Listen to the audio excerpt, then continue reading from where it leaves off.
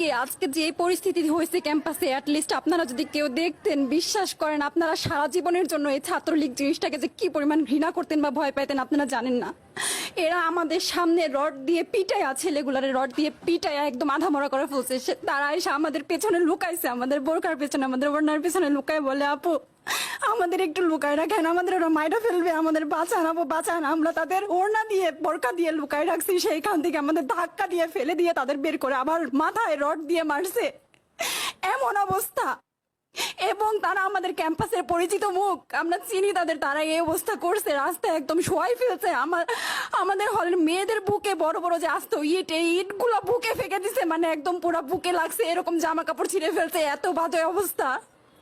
অথচ আমার ব্যাচমেট, আমরা যাদের সাথে ক্লাস করি, একসাথে বসি, আমি তাদের একটা কথা বলতে দেখি না এগুলো নিয়ে, একটা কথা না। এবং তাদের নিউজ ফিডে গেলে দেখবেন তারা এখন এগুলাই সাপোর্ট করে যাইতেছে।